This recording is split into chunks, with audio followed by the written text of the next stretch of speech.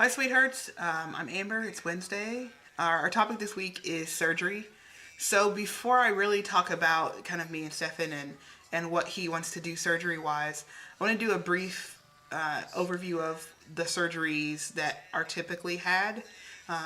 Certainly, it's not a one size fits all, so different guys are going to make different decisions about surgery in terms of what works best for them. But most guys are considering three major surgeries.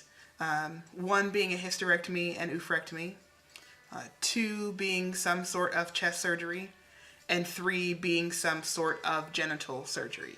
Stefan and I he's on my insurance through my work, and it is through Anthem.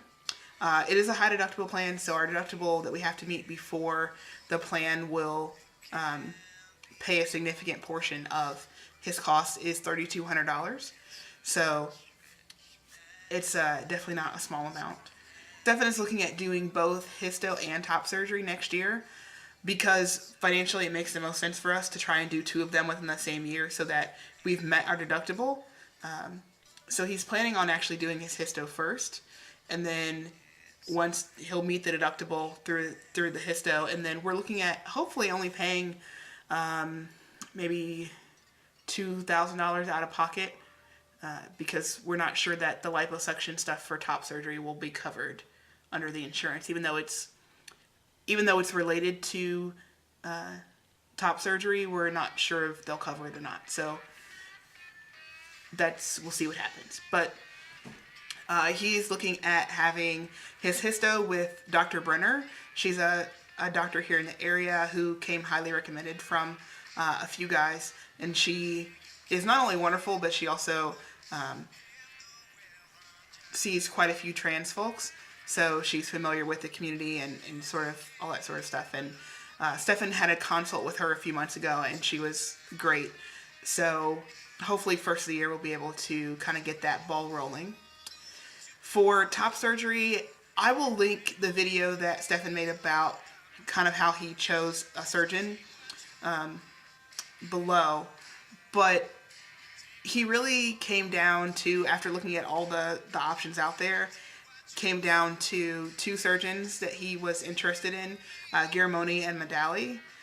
He really likes Dr. Brownstein and now Dr. Crane's work, but for us, California is just not something that financially makes the most sense when he feels like he can get comparable, if not better, results here closer to home. Looking between Medali and Garamoni, he really looked at results on larger guys because he wanted to make sure that the surgeon that he was going to go see was going to be able to do a good surgery on a larger guy, because someone who is smaller, it's easier to see their pec muscle, it's easier to kind of follow that line, it can be easier to tell how much fat to take out so that to prevent dog earring and other random issues. So in looking at the photos that he was able to find on the Trans Photo Bucket, which if you Google it you can find it, and I think it's transbucket.com, something like that, and that he saw results from folks on Facebook, he really felt like Dr. Medali is going to be the best option for him. And that's for a few reasons. One, he really likes Medali's results. Two, he's 3.5 hours from us, 4 hours from us. So when he does go up for surgery, we'll be able to look at just staying up there for probably 2 nights and then coming back home to recover the rest of the week and then drive back up, and it'll just be a lot easier for us. He'll kind of have all the creature comforts of home. And so that for us makes a lot of sense. And because it is covered by our insurance, Dr. Medali takes insurance and Garamoni does not. So that was an added bonus. It was not a deciding factor because Stefan had already chosen Dr. Medali before he came on my insurance in March. But that's an added bonus that hopefully it'll be covered by insurance, barring any sort of weirdness or changes to our policy. So for lower genital surgery, we're still kind of, I think I could say for us that we're still kind of up in the air about what that'll look like, when it'll happen, and what surgery he'll have, it is also covered by insurance. So we've got to kind of, I think for us, we've probably got to work on, or we will be working on, saving some money for bottom surgery, because most guys will have to have multiple surgeries in order to complete, especially if they're going to do an initial surgery and then come back and do urethral lengthening, and then maybe go back in and do any revisions, if he has scrotal implants. So it can be a multi-surgery sort of event. It isn't always, but many times it's a multi-surgery event.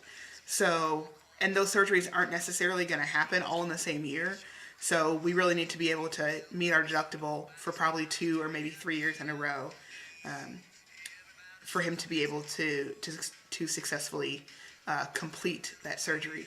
So fundraising wise, Stefan's done a little bit, but not a whole lot. He was making paracord bracelets for a while, and he's got a few $100 from doing that. There are lots and lots of things that people can do. If you have a skill or a talent, then that can be a way, especially if it's some sort of artsy thing, that can definitely be a way to make money. There are lots of people who do fundraisers or do drag show fundraisers, or other, if you can find folks who donate things, do a silent auction. A lot of people use, Indiegogo and other sites of that nature to just raise funds. There are lots of options. I do pottery, so I'm hoping to be able to start making some pottery pieces that we can sell, that we can put towards the surgery fund. So yeah, I hope everybody has a great week. Next week we are talking about passing tips. I'll see everybody next week. Peace.